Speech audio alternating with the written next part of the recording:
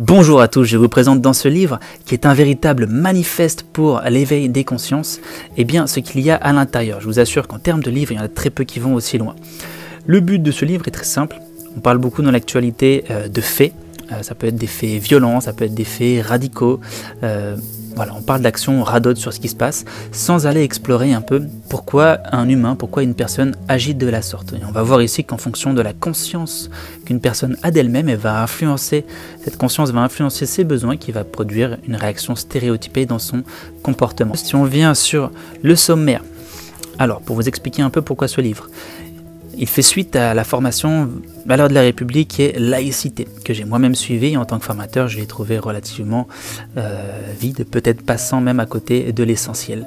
Donc dans la première partie, eh bien, on va voir à quel point la société vit une perte de repères. La famille elle-même a perdu ses repères et a été déstructurée. Le père a perdu sa place dans la famille par rapport à la place qu'il avait jusque dans les années 1900, puis la mère a trouvé une nouvelle place qui vient un peu chambouler la façon dont on conçoit la famille. On ira également faire la différence entre religion et spiritualité, que l'État, l'institution, les politiques ne font pas forcément, et qui pourtant n'ont rien à voir. La religion est culturelle et la spiritualité fait partie de votre identité, de votre personnalité.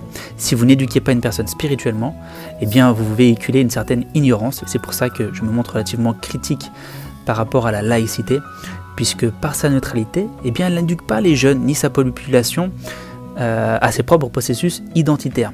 Et du coup, puisque les personnes sont ignorantes de ce point de vue-là, eh bien, quiconque véhicule un semblant de spiritualité peut prendre possession de l'esprit de ceux qui sont simplement ignorants. Dans la deuxième partie, on ira voir que on est face à un dilemme aujourd'hui, soit on va vers l'éveil des nations, soit eh bien, on se conduit directement vers l'effondrement des républiques. Si vous êtes un bon observateur de l'actualité, je pense que vous serez d'accord sur le sujet. On ira voir que l'individu vit une véritable crise identitaire et que cette crise identitaire, elle se reflète dans le collectif. Et c'est pour ça qu'aujourd'hui, on assiste à ces démarches, cette quête de sens qui se généralise un peu chez chacun.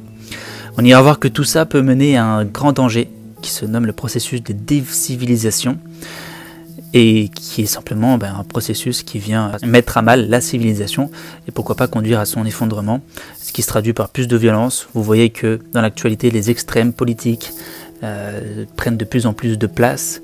L'extrémisme politique, c'est une forme de violence. Et si vous observez le quotidien, les violences entre jeunes sont de plus en plus brutales. La violence envers l'institution, pareil, est de plus en plus brutale. On pourrait parler de l'événement Paty, qui n'est pas anodin. Et dans la troisième partie, eh bien, vous allez avoir 4 outils vraiment puissants pour comprendre comment se construit un individu et transmettre tout ça tout simplement pour un peu déjouer cette ignorance. Donc, premier outil, on ira explorer la structure identitaire d'une personne pour comprendre la place de la spiritualité dans celle-ci. Vous voyez que la spiritualité est la seule chose qui peut transcender la personnalité de quelqu'un. Donc si une personne vous apporte ça, eh bien elle peut prendre possession de tout le reste. Ce qui est relativement dangereux quand on ne le comprend pas. On ira ensuite explorer les composantes de votre personnalité pour comprendre que vous pensez vous connaître, mais au final, pas tant que ça.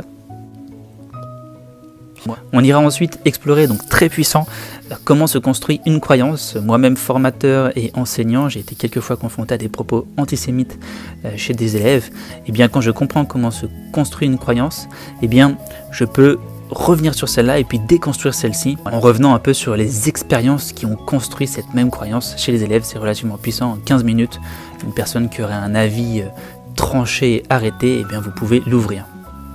On ira voir comment la réalité se crée. Et on finira par un outil qui permet d'évaluer votre niveau de conscience en quelque sorte. Alors la conscience, on milite pour la liberté de conscience en France et à travers la laïcité. Il n'y a rien de plus dangereux parce qu'au final on n'explique pas ce que c'est.